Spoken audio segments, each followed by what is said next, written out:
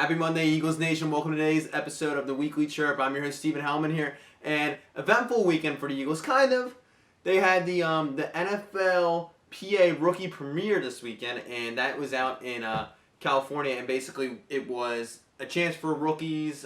They picked 41 rookies, 2 of them from the Eagles being Carson Wentz and Wendell Smallwood, to basically kind of showcase their skills a little bit. It was more for them to meet young businesses in the league, for them to get, essentially for advertisers to make money off of these players, get them endorsements, stuff like that, etc. So Carson Wentz, Wendell Smallwood out there doing this weekend. The Eagles had Eagles Women's Fest. It was a really good cause for them. So there's a lot of stuff going on at Lincoln Financial Field and out in California. So the Eagles had a bunch of cool different things going on. But what I wanted to get into today is just the notion of the Eagles not being that good this year. And I don't see how they can be worse than they were last year at 7-9. So I wanted to go through the whole roster, the starters, and just essentially take a look at why the Eagles are going to be better this year. So I'm just going to start with quarterback. Let's start with the quarterback position. We're going to start on the offensive side of the ball. Sam Bradford, improved. The last 7 games of the season, he got better.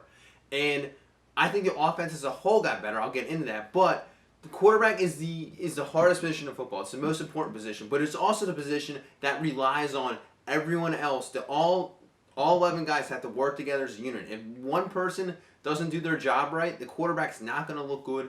The play's not going to happen. So I think at quarterback with Sam Bradford and Chase Daniel and Carson Wentz, the quarterback position is far better than it was last season.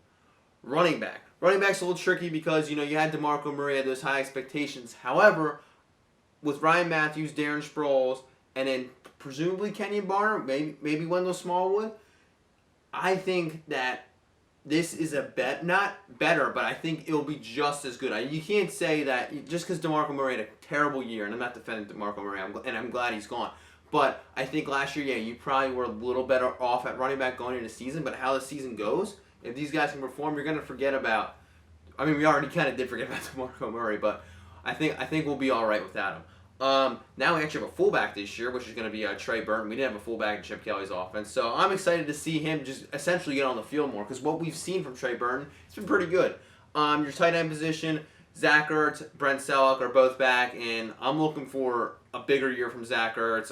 Brent Selleck, he's solid. He's always doing his thing. So you definitely got better at tight end, that's for sure. Offensive line. Jason Peters, left tackle. Hopefully he can stay on the field a few more games this year.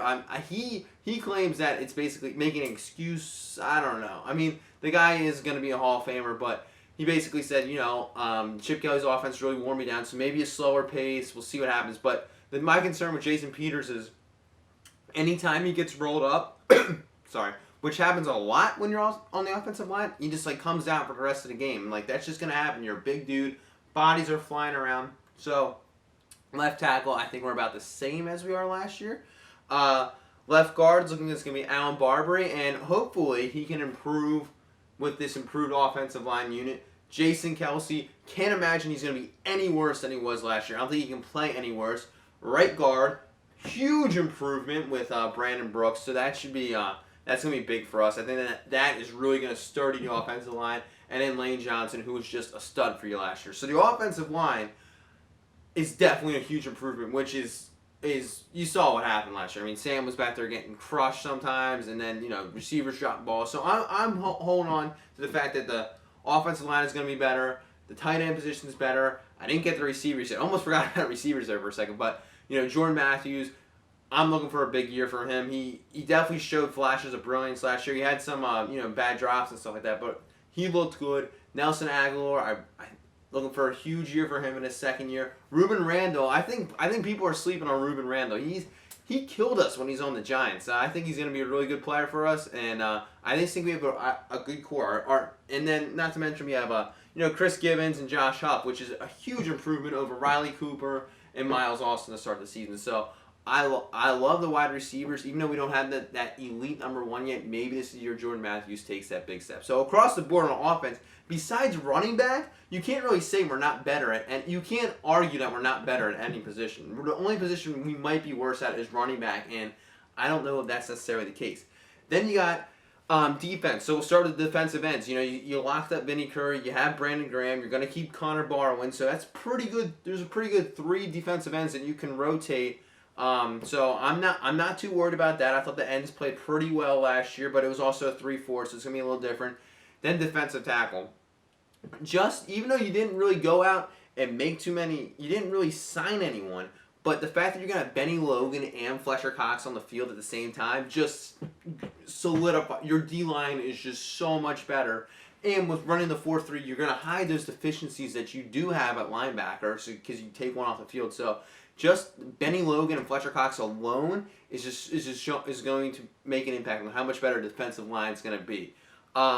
Then at linebacker, looking like the starting linebacker is going to be Nigel Bradham, Jordan Hicks. I think I just butchered it. Nigel Bradham, Jordan Hicks, Michael Kendricks, and not having Kiko Alonso and his flowing hair. I think these guys are going to be great. Hopefully, Jordan Hicks can stay healthy because that's the thing. I mean, yeah, he was great for us last year, but the reason we were able to get him in the 3rd round is because of his injury history. That's why he fell so hard. And the talent's clearly there.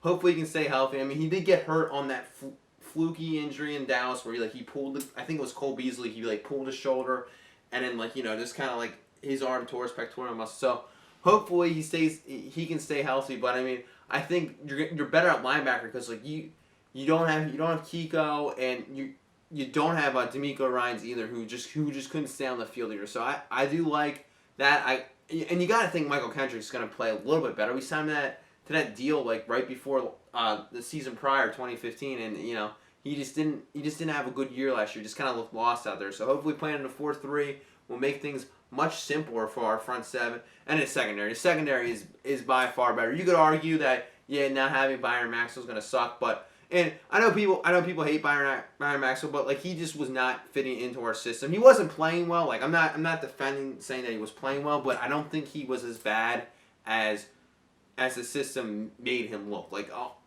Chip Kelly got DeMarco Murray and Byron Maxwell, big free agent signings, which looked good at first, but he just did not use them properly. I think we would have used Byron Maxwell a little better.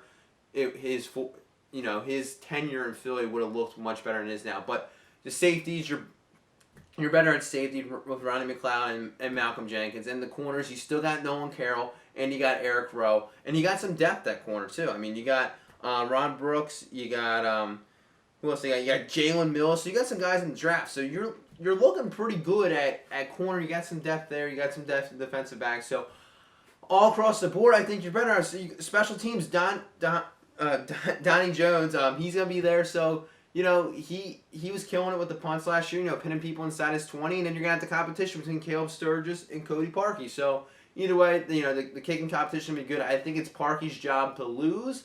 But, we'll see what happens. But I'm just saying, I just don't get the notion that we're going to be worse than 7-9. In a year where we were terribly coached, things just went wrong. We couldn't catch a break. If we would have made 2 field goals, Chip Kelly probably would still be here. We would have been 9-7, probably would have made it into the playoffs. So it's really hard to say, what could have happened. On the other side of the coin, we should have never beat the Patriots either. So maybe that's a win that we stole. But I just felt like we went 7-9, so many things went wrong, and we were still able to be being in the hunt until week 16 last year. So I just don't see how we can be worse. I get our schedule's a little hard, but if the Eagles can get out early and get out to a 4-1, 4-2 start, that's going to be huge for them. So I need to defend my verses. I do see a playoff berth for this team. I think they're going to host a wild card game, and I think they're going to win it too. So that's my prediction for the season.